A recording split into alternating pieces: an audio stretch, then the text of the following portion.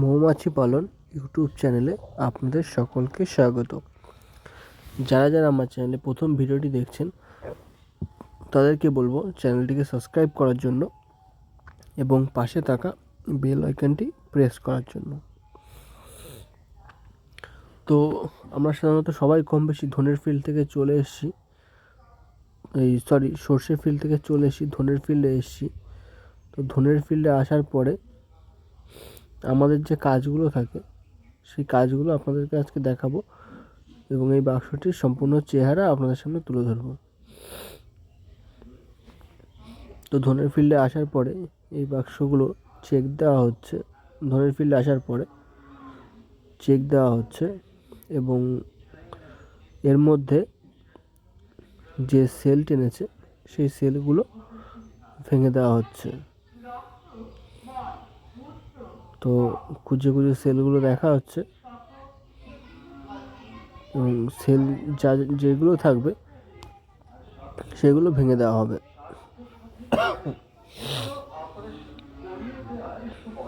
যাতে রানী না দৌড়ে গাছে ওঠে, তো সেই জন্যই এই কাজগুলো করা হচ্ছে।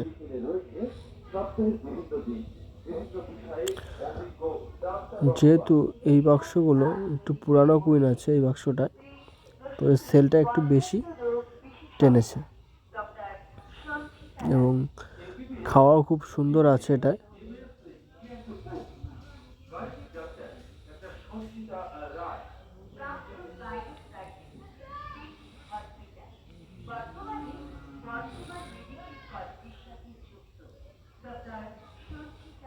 তো প্রত্যেকটা বাক্সের চাকের কাজও খুব সুন্দর, সিলবোর্ড খুব সুন্দর।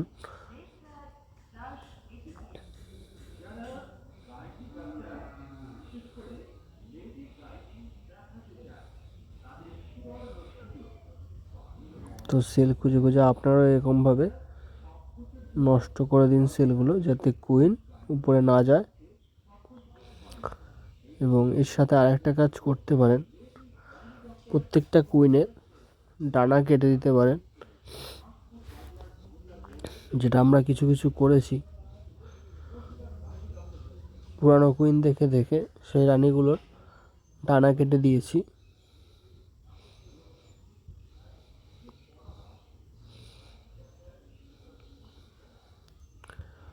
দেখুন প্রত্যেকটা চাকে খুব সুন্দর কাজ।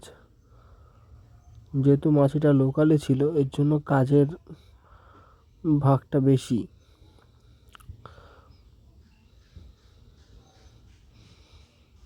সেল কত বড় হয়ে গেছে, এটা হয়তো 2-1 দিনের মধ্যেই মাছিটা উড়ে যেত যদি সেলটা না ভাঙতাম।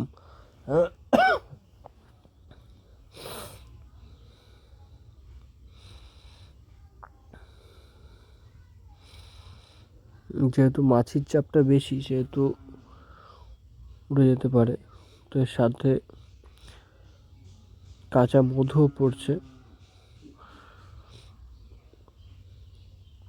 ধনের মধু পাচ্ছে হালকা হালকা।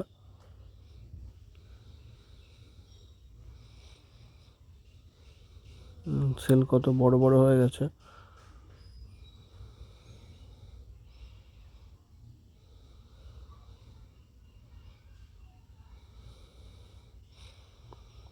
কেউ যদি মৌমাছি কিনতে চান আমার সঙ্গে যোগাযোগ করবেন এবং আমার ডেসক্রিপশন বক্সে নাম্বার দেওয়া থাকবে, সেই নাম্বারে ফোন করবেন।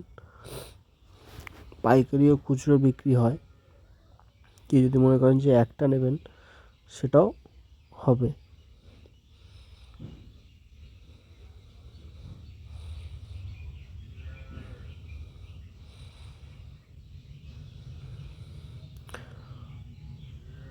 তো আমার ভিডিও ভালো লাগলে অবশ্যই লাইক, শেয়ার এবং কমেন্টস করবেন এবং কমেন্টে সবার মৌমাছির বাক্সের কেমন অবস্থা সেই পিকচার দিতেই পারেন, কোনো অসুবিধা নেই। ধন্যবাদ।